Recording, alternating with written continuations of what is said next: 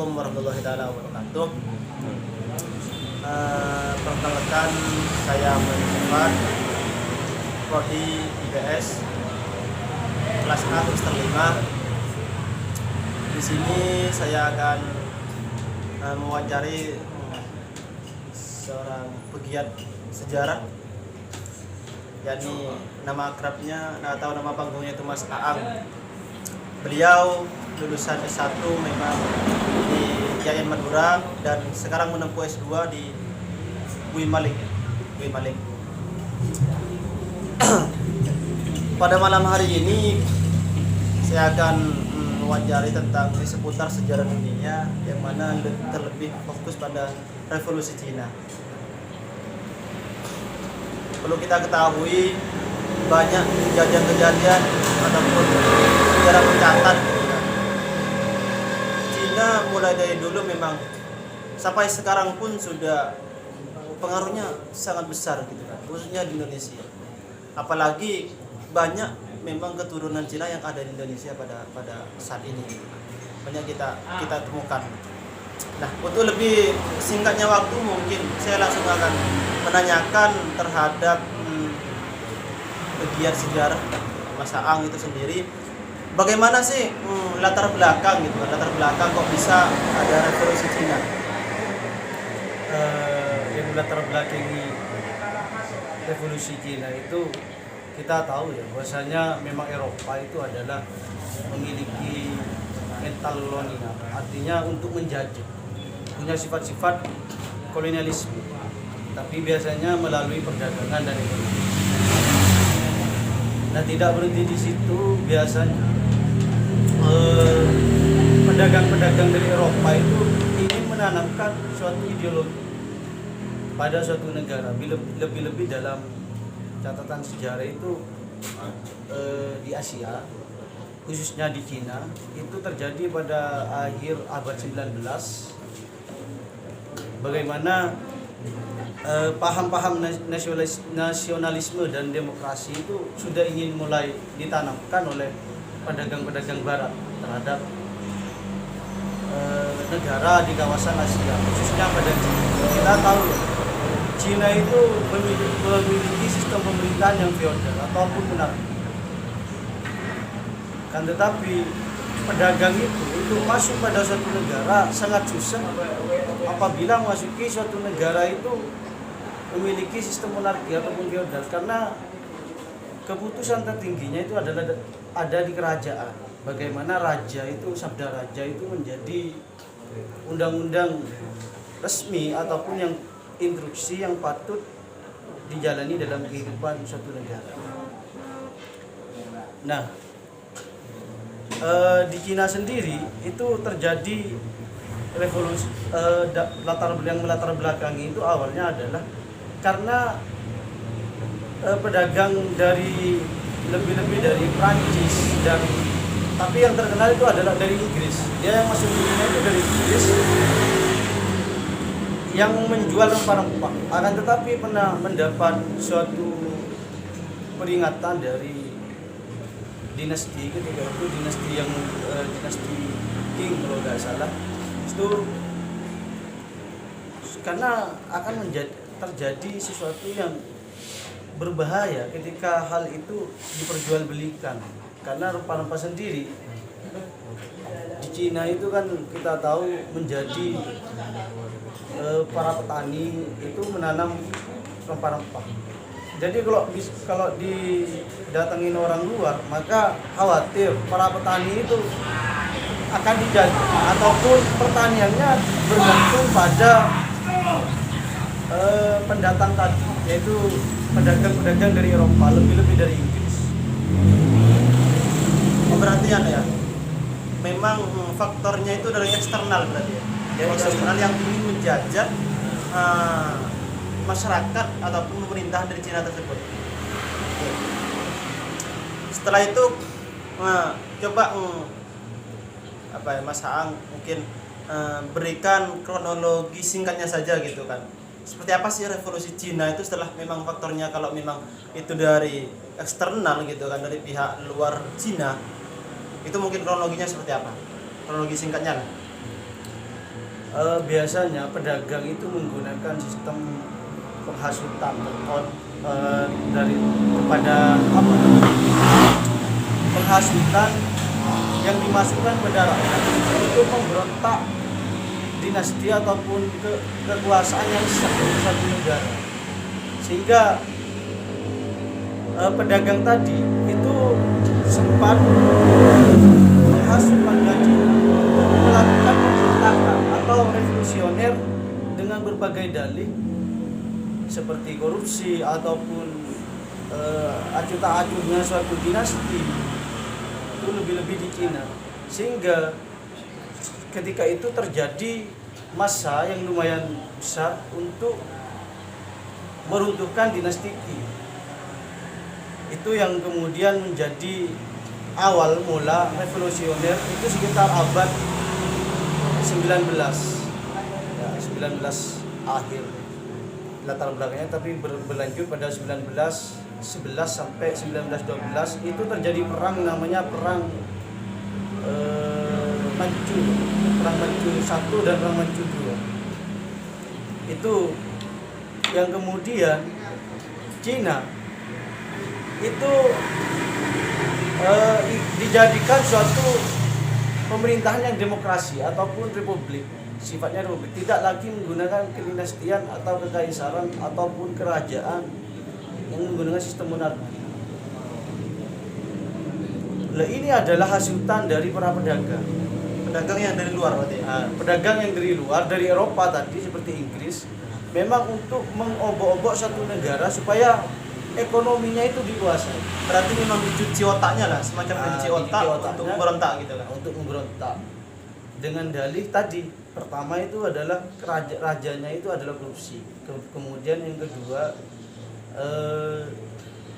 adanya nepotisme ataupun hal yang ditutup-tutupi, tidak ada keterbukaan dari kerajaan untuk kepentingan negara, sehingga rakyat Cina ketika itu terpengaruh, kemudian melakukan massa yang besar untuk meruntuhkan suatu kerajaan yang sah. Itu yang terjadi di Cina, Sehingga terpecah belah ya. sehingga terpecah belah, bukan terpecah belah, berubah sistem kepemerintahannya menjadi demokrasi. Berarti kayak Indonesia mungkin. Kayak Indonesia hari ini. Nah, dari beberapa hal tadi latar belakang serta kronologisnya gitu kan, ini agak mirip mungkin ya, agak mirip dengan kejadian yang ada di Indonesia. Dulu kan memang Indonesia itu kan dijajah oleh kolonial Belanda, Jepang, Prancis, Inggris itu kan, sehingga dia juga apa? Tapi itu kan beda apa ya? Hanya beda peran saja dan beda apa juga ya? Ya intinya beda lah dengan di Cina gitu kan. Nah, dari revolusi Cina ini gitu kan, kira-kira pengaruh terhadap dunia itu seperti apa, baik di tatanan sosial, politik, ekonomi atau lain sebagainya, ya khususnya Indonesia gitu kan, khususnya Indonesia, pengaruh terhadap negara-negara lain gitu kan dalam revolusi Cina ini seperti apa, Mas? Karena kan perlu kita akui bersama gitu kan, kita juga penganut demokrasi gitu kan. Apa mungkin itu karena adanya revolusi Cina, atau kita itu menganut dari yang lain gitu kan, oleh yang lain?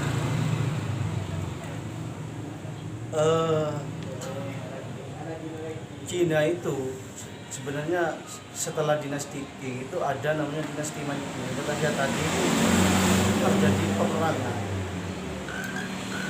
dinasti Manchu satu yang memang kemudian dinasti Manchu setelah rakyat. Tapi di situ yang perlu digarisbawahi itu adalah munculnya dari pengaruh pedagang-pedagang luar seperti Prancis itu mampu menciptakan suatu masyarakat yang berbentuk organisasi-organisasi yang memiliki ideologi yang berbeda. Ideologinya adalah nasionalisme dan liberalisme. Nah, ini juga berdampak pada kawasan Asia. Sebagaimana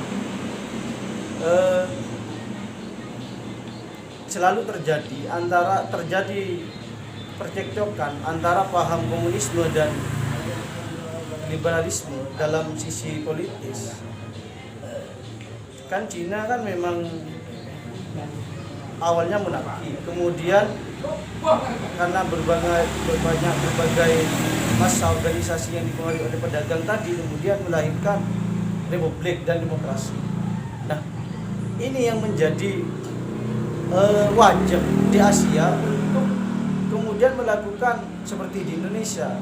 Dampaknya itu adalah ingin melakukan perubahan dalam pembentukan negara.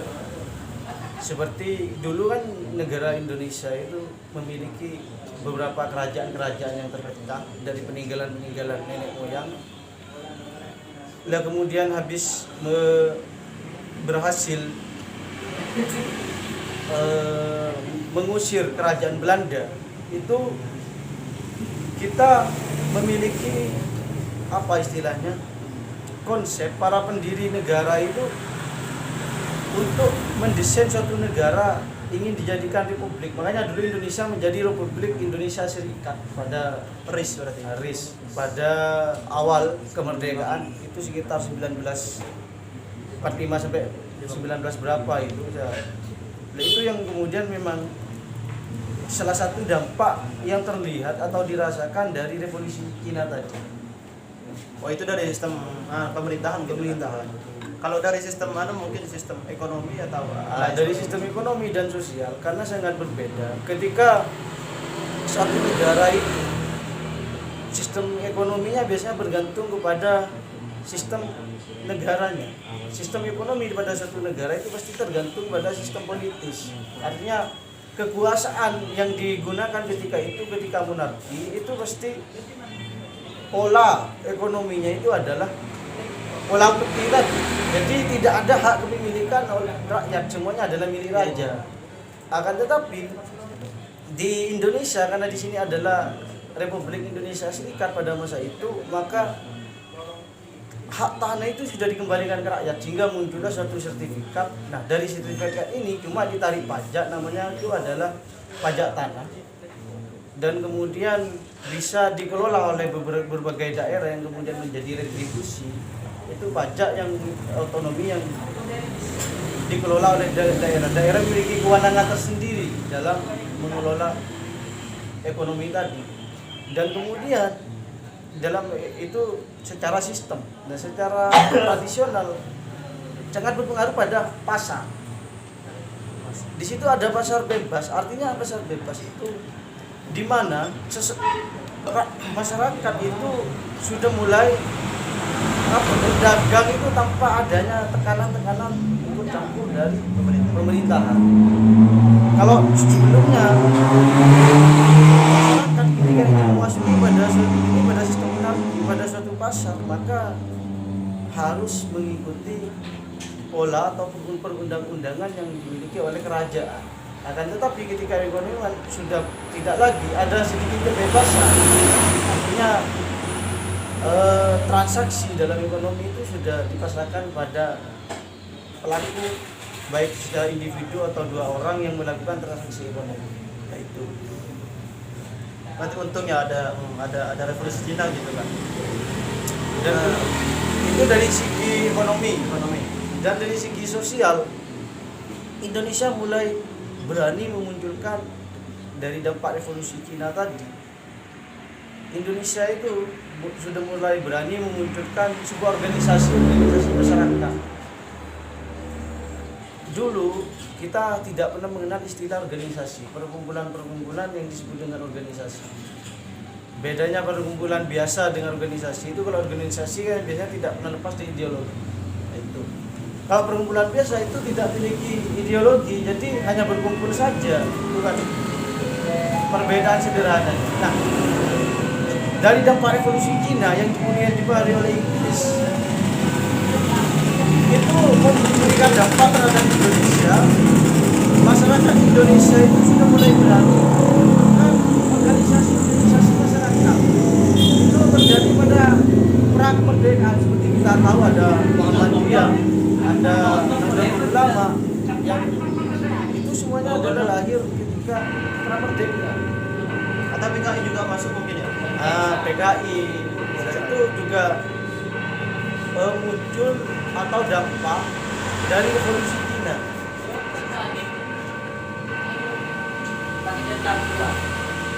itu dari segi sosial, dari segi kedaulatan, karena ada revolusi Cina, Indonesia itu memiliki rasa optimisme untuk melawan kolonialisme tadi, artinya untuk melawan Belanda. Karena kita tahu ya, Cina itu adalah bangsa yang besar. Tapi sebesar-besarnya Cina itu sempat kalah pada Jepang ketika di perang itu terjadi perang di Korut antara itu hampir 1 tahun. Cina itu berperang dengan Jepang, kemudian kalah Cina. Nah, dengan kekalahan itu sehingga juga menjadi salah satu faktor ada revolusi Cina.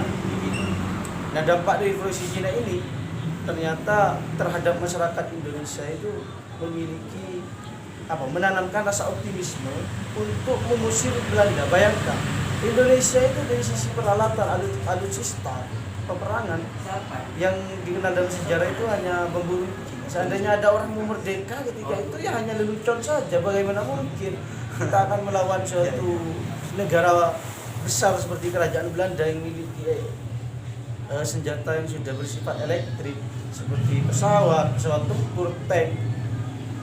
Akan tapi karena ada revolusi Cina, masyarakat Indonesia itu optimis. Dan Cina saja yang bangsanya besar, kita tahu fanatismenya kuat, fanatismenya juga kuat. Itu terjadi pergolakan, bisa mengubah sistem negara, apalagi di Indonesia. Indonesia yang juga bangsanya besar untuk melawan yang sangat besar hanya kalah di persoalan alat saja. Nah, itu salah satu dampak dari revolusi Cina yang dirasakan di Indonesia. Oh ya, tapi yang mungkin pengaruhnya terhadap Indonesia bisa saya simpulkan, mungkin gak usah simpulkan sendiri oleh teman-teman yang mendengarkan gitu kan, simpulkan sendiri oleh teman-teman yang melihat video podcast ini gitu kan. Ya semoga saja ini bermanfaat juga gitu kan, dan bisa menanamkan sebuah rasa nasionalisme terhadap negara kita, negara tercinta kita, yaitu tapi gini, pemberontakan di Cina itu di awal sekitar 10 Oktober 1911 tahun 1911 itu pemberontakan awal.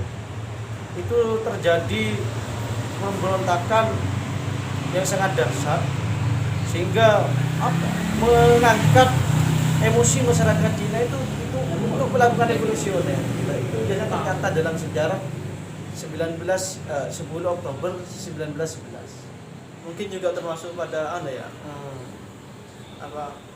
Sumpah Pemuda gitu kan, dan organisasi pemuda yang lainnya, mungkin organisasi mahasiswa yang lainnya, mungkin yang waktu perang kemerdekaan, mungkin itu juga itu salah satu saya nggak bisa bagaimana untuk menganalisis apa karena kebetulan, karena Indonesia juga memiliki catatan penting dalam Oktober.